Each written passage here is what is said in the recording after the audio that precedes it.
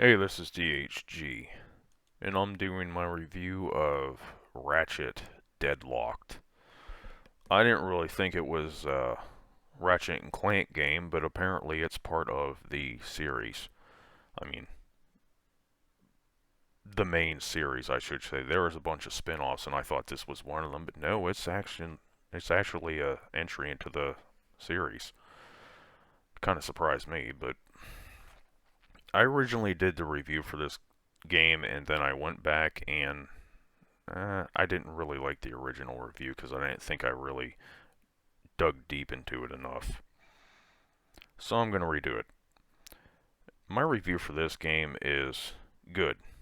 I think most Ratchet and Clank games are good, but my experience with this game was good from start to finish. I really don't have many complaints about it, but I didn't think it really rise to the level of Resident Evil 2 or Elden Ring, which are the only two games I've given a great review of so far. And I'll start off with the same criteria I do within every video. Number one, graphics, since that's the first thing most people notice. The graphics in this game, especially for PS2 standards, which you gotta remember back then, a lot of people were still playing on, I think it was CRT TVs or maybe projection TVs.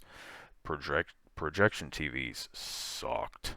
Their picture quality was terrible, but a lot of people are still playing in 480i interlaced.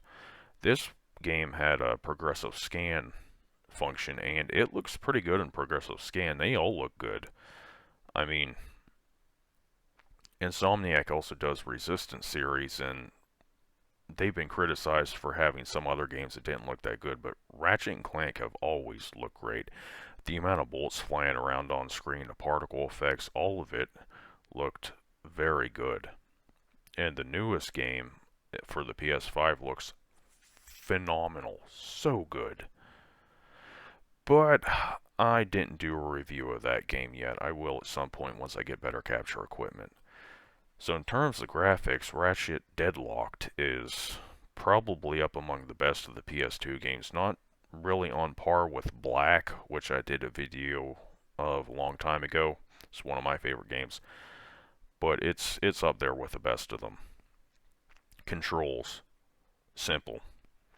I think the developers of this game took the philosophy of keeping it simple and just went with it. It's very easy to pick up and play if you've never played a Ratchet and Clank before, or Ratchet and Clank game before. You could just get right into it and start playing and having fun. I mean, this was the first Ratchet game I've ever played. After I played this, it piqued my interest in the series, and I went back and I played, I think, this, then Going Commando, then Up Your Arsenal, and then every game from there on out. It became one of my favorite franchises in gaming history overall. The whole franchise is great. You really won't find a dud of a game anywhere. But I digress. This is on Deadlocked. The controls all work very well. Like I said, it's very simple. They have the standard weapon swap. If you've never played a game made by Insomniac before, minus Spider-Man, which is the only outlier here, they all have kind of like a weapon select system and the weapon select wheel, which is pretty standard in games, but back then, it was still pretty innovative. Gameplay. The concept behind Ratchet Deadlock that sets it apart from all the other games in the series is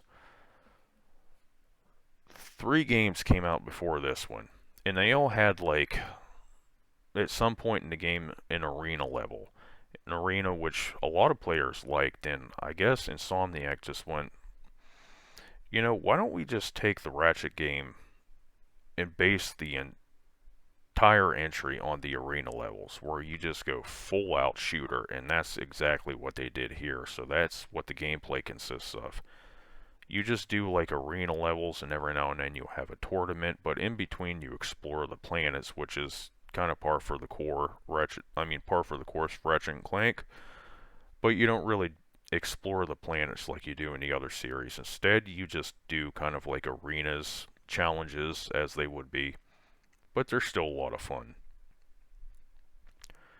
The sound, next up on the list, the sound's very good. Whether it's the voice acting,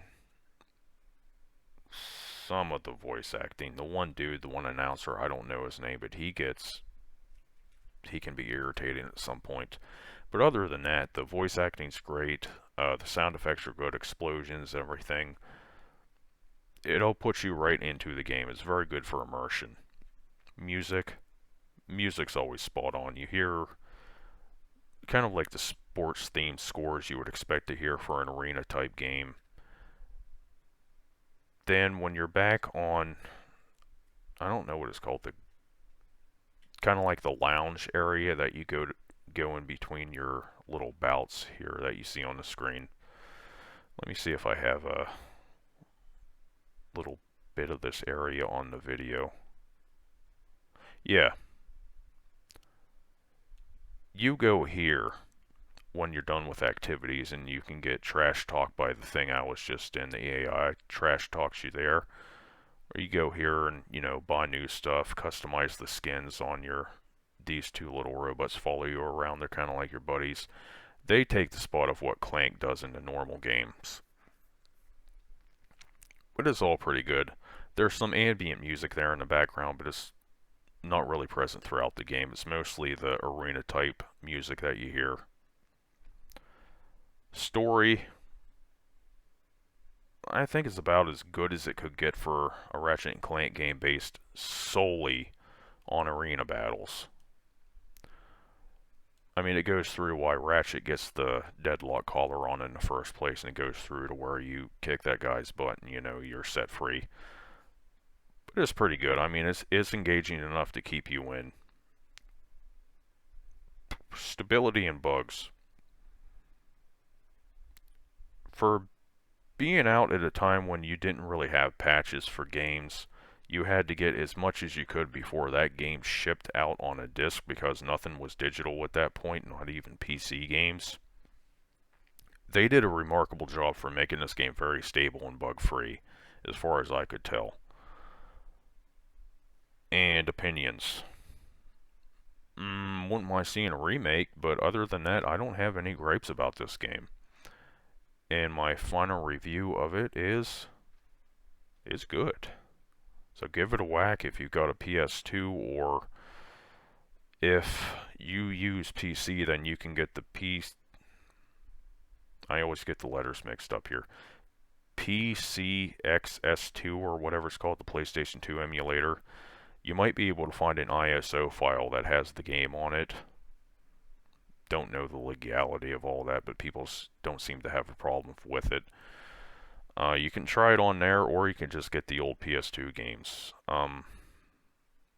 In my link, if you read the description for this game, I can give you a link of a guy on eBay that redoes PlayStation 2 systems and sells them for a good price. But that's my review. Good. See you later.